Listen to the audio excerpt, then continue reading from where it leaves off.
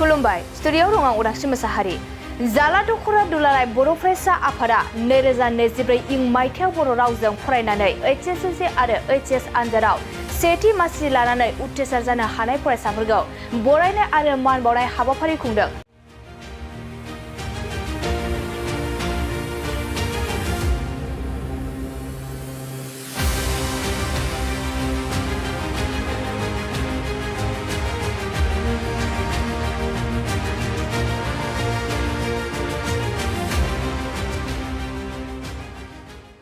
गुबुन बोसोरफोराव खुंफुंबोनाय बायदिनो देग्लाय बोसोरावबो जाला दख'र बर' फरायसा आफादनि बेन्दोङाव थानाय गंजिद' गामिनिफ्राय 2024 इं मायथाइयाव HSLC आनजादाव सा 16 आरो HS आनजादाव बर' बिजोङाव फरायनानै टप 3 सायख'नानै गावसोरनि गाहाय मावख'आव मान बावनाय आरो बरायनाय हाबाफारि खुंफुंदों।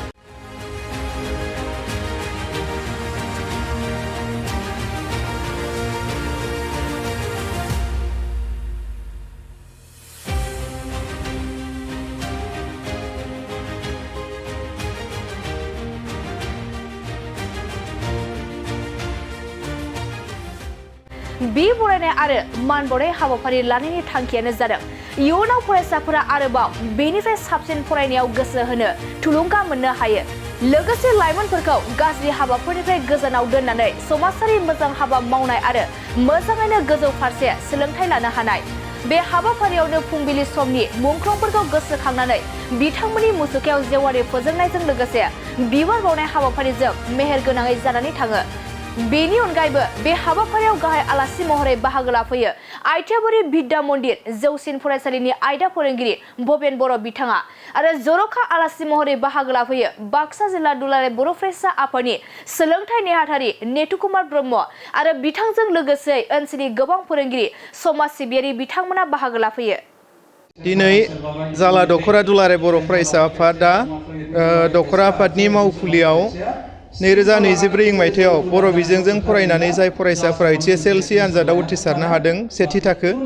आरो लोगोसे HS आनजादाव जाय फरायसाफोरा फार्स्ट डिभिजन उथ्रिसारनो हादों फंबाय बिनानाव बिथांमोनखौ जाला दख'र दुलाराय बर' फरायसा आफादा दिनै बरायनाय आरो मान बावनाय हाबाफारि लादों। जाय दख'र आफादा बाक्सा जिल्ला एबसुनि बेन्दोङाव थानाय मोनसे गोख्रों दख'र आफाद। जे दख'र आफादा फंबाय बिनानाव बिथांमोनखौ बरायनायनि गेजेरजों बा मान बावनायनि गेजेरजों जों बेखौ मिजिंथिदों जे अनसायारि मान बिलाइ जे गथायनाय बा फंबाय बिनानाव बिथांमोननो जोङो थुलुंगाखाङारि हिसाबै मान बिलाइ गथायनाय। दा बेनि गेजेरजों फंबाय बिनानाव बिथांमोना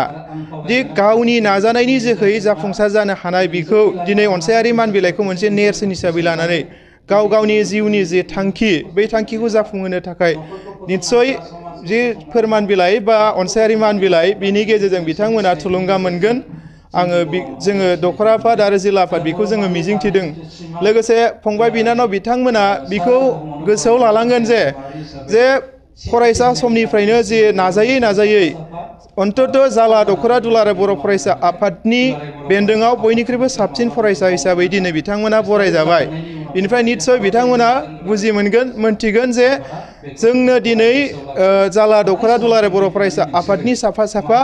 सुबुं दोहोन जानानै ओनसोलनि थाखाय जों खामानि मावनांगोन, बर' हारिनि थाखाय खामानि मावनांगोन, जायनि थाखाय दुलाराय बर' फरायसा आफादा जोंखौ बरायदों। बैफोरबायदि सान्थौ सानस्रिखौ जेन फंबाय बिनानाव बिथांमोना गोसोआव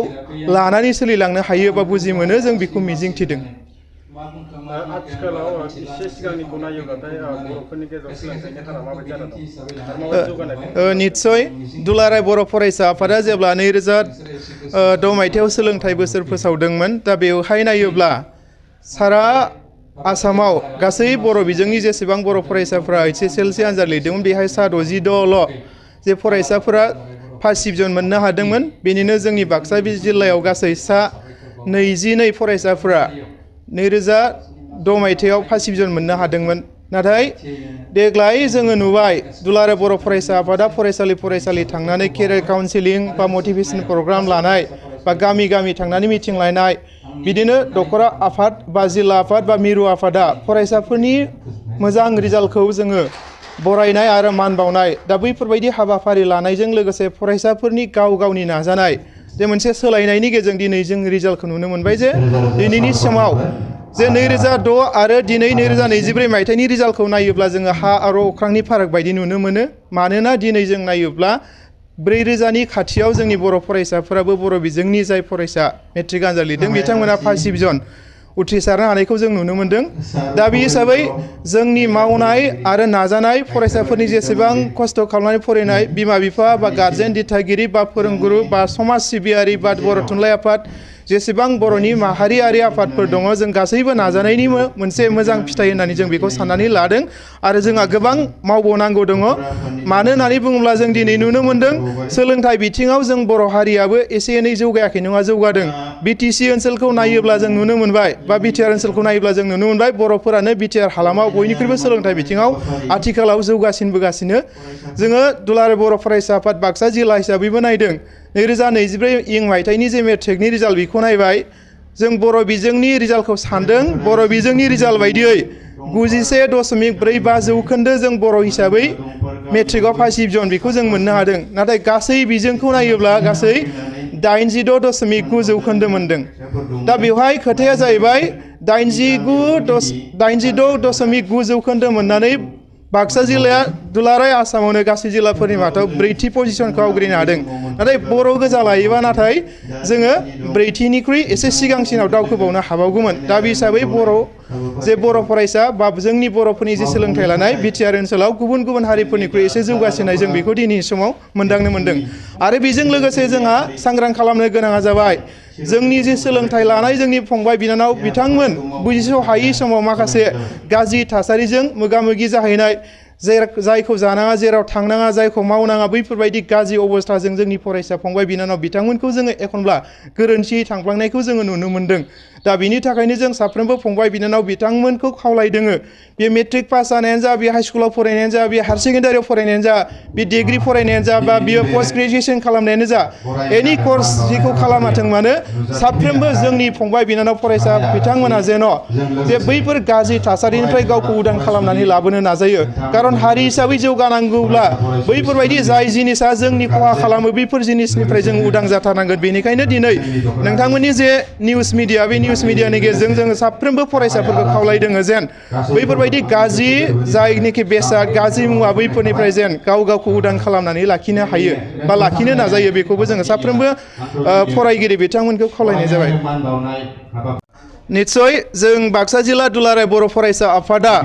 जायनोखि जौ जुवा ड्राग्स बा निसा बेसाद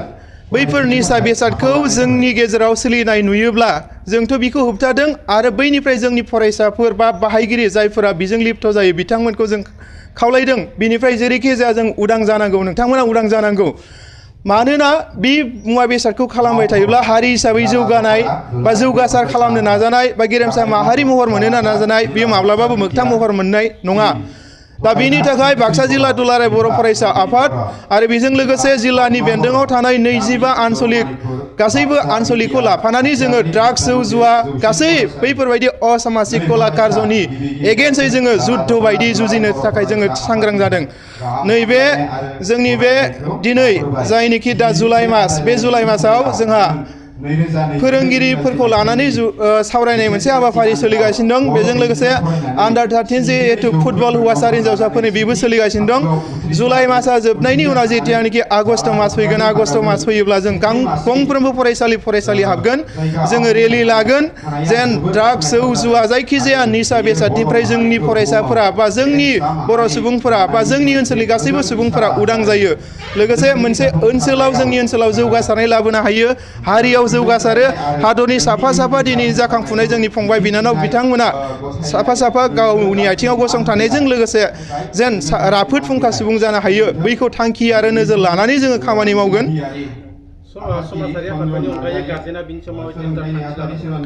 जोङो खावलायगोन जे जों नुयो जोङो मोनथियो जों उन्दैयाव जेब्ला जोंनि समाज बेबस्थाया जेरैबायदि गोख्रोंमोन आथिखालाव नाथाय समाज बेबस्थाखौ एसे लोरबां जालांनाय बायदि नुदों माखासे गामि ओनसोलाव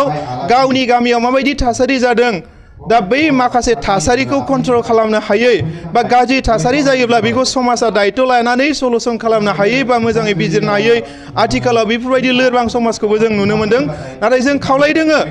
जोंनि फरायसाफोरा बा फंबाय बिनानाव बिथांमोना मोजां जानांगौ होनना बुङोब्ला समाजाबो गोख्रों जानांगोन। बेजों लोगोसे माहारियारि आफाद जों साफ्रोमबो साफा साफा बिबानगिरि हिसाबै जोङो खामानि मावनो नांगोन। गामि ओनसोलनि फोरोंगुरु समाज सिबियारि